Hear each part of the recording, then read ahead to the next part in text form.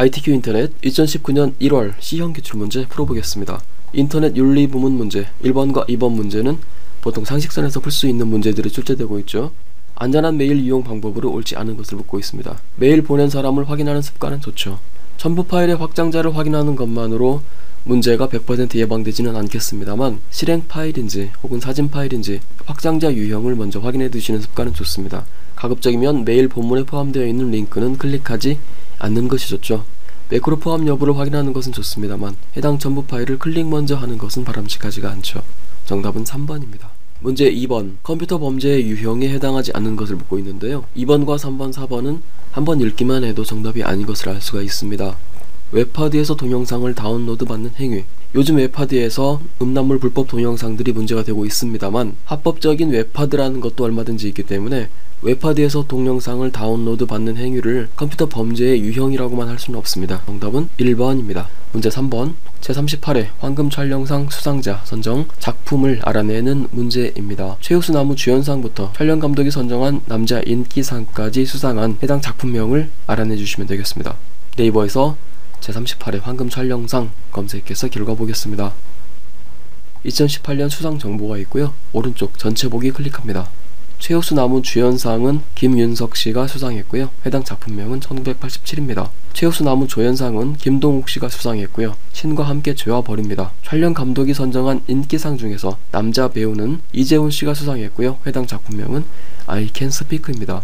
문제 4번 정보 확산으로 인한 부작용으로 추측이나 뜬소문이 덧붙여진 부정확한 정보가 인터넷이나 휴대전화를 통해서 전염병처럼 빠르게 전파됨으로써 개인의 사생활 침해는 물론 경제, 정치, 안보 등에 치명적인 영향을 미치는 현상을 무엇이라고 하는지 영문으로 검색하는 문제입니다. 이런 문제를 검색하실 때는 문장 형태로 그대로 검색을 해주시는 것이 좋습니다. 정보 확산으로 인한 부작용으로 해서부터 시작해서 전염병처럼 빠르게 전파까지 사전적인 정의에 해당하는 부분을 문장 형태로 한번 검색을 해보십시오. 네이버에서 정의에 해당하는 해당 문장 그대로 입력했습니다. 네이버 검색 글자 수 제한 때문에 모든 내용들이 다 검색되지는 않았습니다만 중요한 내용은 확인할 수가 있죠. 검색으로 입력한 부분이 이렇게 굵은 글씨로 표시되면서 정답을 바로 알 수가 있었습니다. 인포데믹스라고 하는 것이 정답이죠. 클릭해서 상세 내용 읽어보십니다. 문제에서 제시하고 있는 내용이 거의 비슷하게 나와 있습니다.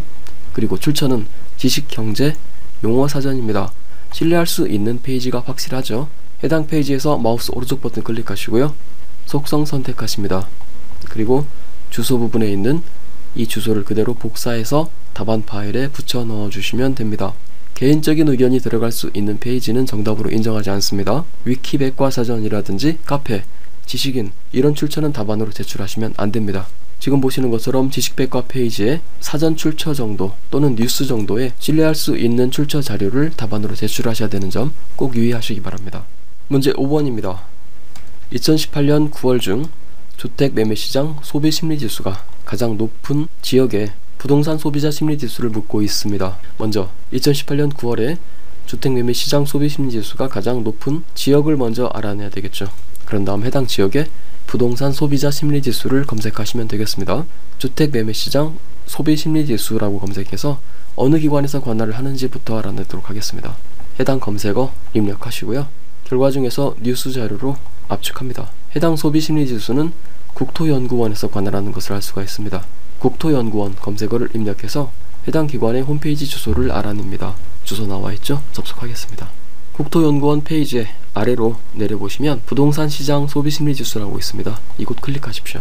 문제에서는 2018년 9월에 해당하는 자료를 묻고 있죠. 2018년 9월 클릭하시고요. 첨부 파일 자료가 있습니다. 이곳에서 정답을 알아낼 수가 있는데요. 해당 페이지 아래 부분으로 내려가 보시면 해당 자료는 통계청 홈페이지에서도 제공한다고 나와 있습니다. 첨부 파일을 통해서 알아내는 방법부터 한번 확인해 보도록 하겠습니다. 첨부 파일 클릭해서 열어보죠. 2018년 9월 부동산 시장 소비자 심리조사 자료를 열람하는 중인데요. 화면을 밑으로 내려보십시오. 3번 항목에서 주택 매매 시장 소비 심리지수 자료가 나와 있습니다. 자, 9월에 해당하는 자료 수치들을 이렇게 확인을 해보시고요. 이 중에서 가장 높은 숫자 값을 찾아보십시오. 148.7인 것을 알 수가 있습니다. 그리고 해당 지역은 광주광역시에 해당하죠. 광주광역시인 것을 우선 알아냈습니다.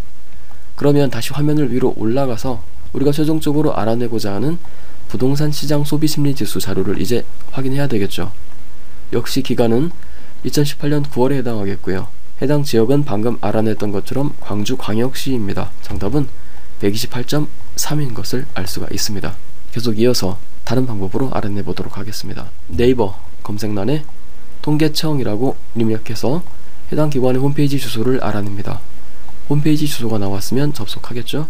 검색어 입력하십니다. 주택매매시장 소비심리지수 통계표 한 건이 나와 있습니다. 클릭해서 열람하겠습니다. 2018년 9월 중에 가장 높은 수치값은 지금 보시는 것처럼 148.7 앞서 봤던 자료가 그대로 나오고 있습니다. 그리고 해당 지역은 광주광역시이죠.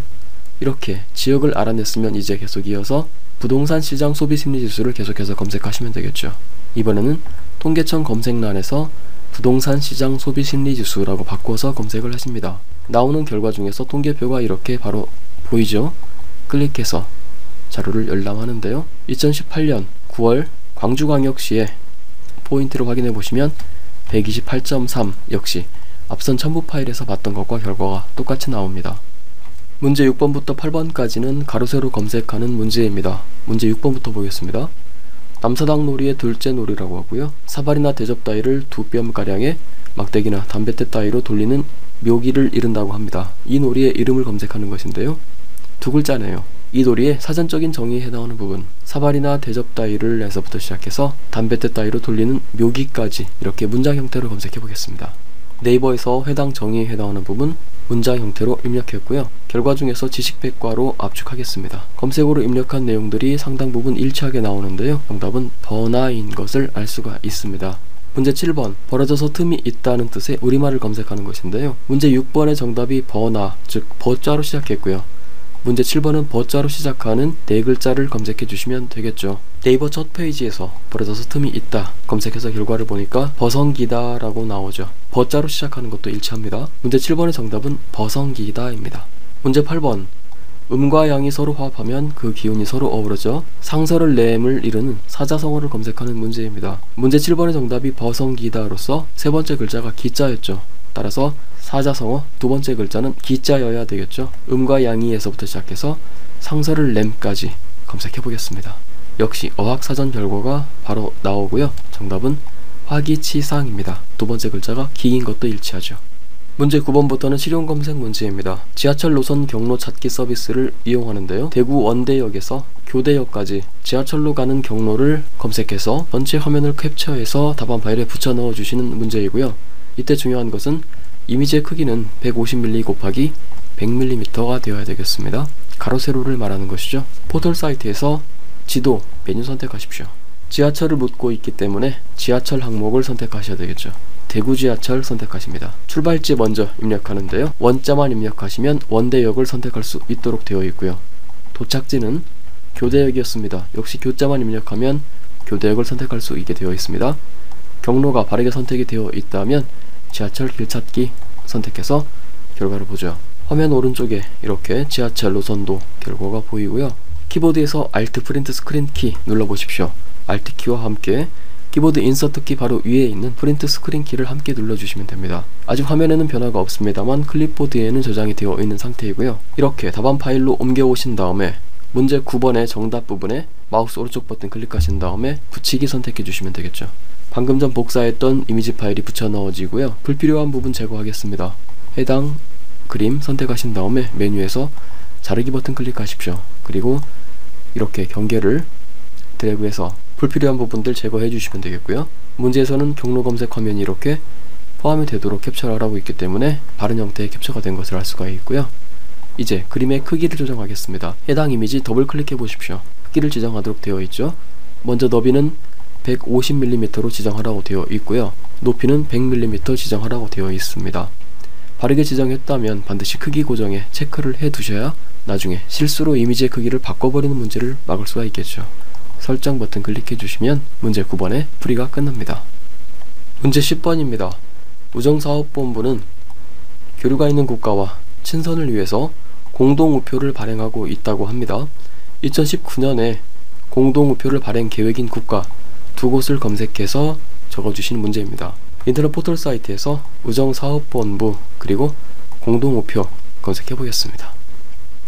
웹사이트 중에서 첫 번째 검색 결과에서 우정사업정보센터라고 하는 기관 홈페이지가 나와 있습니다. 이곳 클릭해 보겠습니다.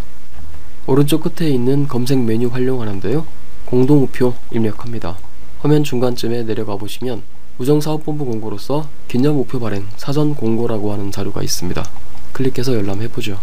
2019년도 기념우표 발행 계획안이라고 나와 있습니다. 16, 17번을 보시면 한국-인도, 한국-크로아티아 공동우표 발행 계획이 있습니다. 10번의 정답은 인도 그리고 크로아티아 이 두 곳 국가명을 적어주시면 됩니다.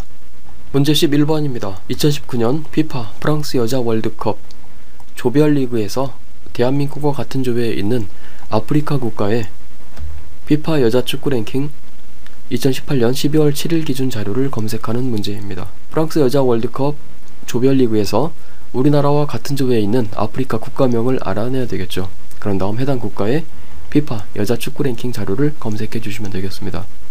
2019년 피파 프랑스 여자 월드컵 검색해서 홈페이지 접속하겠습니다. 네이버에서 해당 검색어 입력했고요. 검색 결과 보시면 공식 홈페이지에 접속할 수 있는 주소가 활성화되는데요. 클릭합니다. 조별리그 자료를 열람하라고 했기 때문에 그룹스라고 되어 있는 부분 선택하셔야 되겠죠. 우리나라가 있는 그룹 A에 속해 있는 국가는 총 4곳입니다. 이 중에서 아프리카 지역 국가는 나이지리아죠. 포털 사이트에서 피파 랭킹 검색하십시오. 여자를 선택하셔야 되겠고요. 오른쪽 전체 보기 클릭하십니다. 2018년 12월 7일자 갱신 자료인 것을 알 수가 있고요. 화면 아래로 내려가서 나이지리아의 순위를 확인해 보시면 랭킹 39위로 되어 있습니다. 문제 11번의 정답은 39위입니다. 마지막 12번은 정보 가공 문제입니다. 총 4개의 답안을 작성하셔야 되는 문제인데요. 2020 두바이 엑스포에 대한 문제가 나와 있습니다. 먼저 첫 번째는 2020 두바이 엑스포의 로고를 검색하시는 것입니다. 이때 로고가 영문 조합형이어야 합니다. 로고에 영문이 있어야 되는 것이죠. 두 번째, 해당 엑스포의 개최 기간을 알아주시면 되겠고요. 세 번째는 두바이 엑스포 한국관 당선작의 작품 제목을 알아냅니다. 마지막으로 2023년의 엑스포 개최 도시까지 알아내 주시면 되겠습니다. 차례대로 알아내 보도록 하겠는데요. 문제에서는 이렇게 두바이 엑스포에 대한 내용을 영문으로 제시하고 있습니다. 이렇게 영문으로 문제가 제시되어 있을 경우에는 영문 검색을 한번 해보시는 것도 좋습니다. 구글에서 영문으로 입력해서 결과 보도록 하겠습니다. 엑스포 2020 두바이 홈페이지가 나와 있죠. 클릭합니다. 결과들이 바로 나와 있습니다. 이렇게 영문 글자들이 나와 있는 로고가 왼쪽 위에 있죠. 해당 로고에서 마우스 오른쪽 버튼 클릭하신 다음에 다른 이름으로 사진 저장 클릭하십니다. 그래서 저장을 해주시면 되겠죠. 답안 파일에 붙여 넣어 주시면 문제 12번의 첫 번째 항목 풀이가 끝나고요. 해당 엑스포의 개최 기간이 나와 있습니다. 2020년 10월 20일에서부터 2021년 4월 10일이라고 나와 있습니다. 이렇게 해서 한 번에 두 번째 항목까지의 정답을 알아냈죠. 이어서 세 번째 항목, 두바이 엑스포의 한국관 당선작 작품 제목을 알아내는 것입니다. 포털 사이트에서 검색해 보시면 되겠죠. 포털 사이트에서 2020 두바이 엑스포 한국관 당선작이라고 검색을 했습니다. 검색 결과 중에서 뉴스 자료 압축을 해주시고요. 자료가 많이 나와 있습니다. 내용을 읽어보시면 이번 당선작의 제목은 모바일 메시티라고 나와 있죠. 문제 12번의 세 번째 항목 정답은 모바일 메시티입니다. 마지막 2023년 엑스포의 개최 도시를 묻고 있습니다. 영문으로 제시가 되어 있네요. 엑스포 2023 그대로 영문으로 구글에서 입력해 보겠습니다. 검색어 입력해서 결과를 보면 엑스포 2023 부에노스아이레스라고 나와 있죠. 클릭해 보시면 해당 엑스포의 정보 페이지가 이렇게 나타나고요. 결국 네 번째 항목의 정답은 부에노스아이레스인 것을 알 수가 있는데요. 만일 이렇게 영문 검색 결과가 불안하시면 지금까지 알아낸 내용을 토대로 해서 포털 사이트에서 2023 부에노스아이레스 엑스포라고 해서 확인 검색을 다시 한번 해보십시오. 뉴스 자료 보겠습니다. 내용을 보십시오. 2023년 엑스포 개최지로 부에노스아이레스가 호명되었다라고 해서 검색한 결과가 바른 것임을 알 수 있는 자료가 이렇게 나와 있습니다.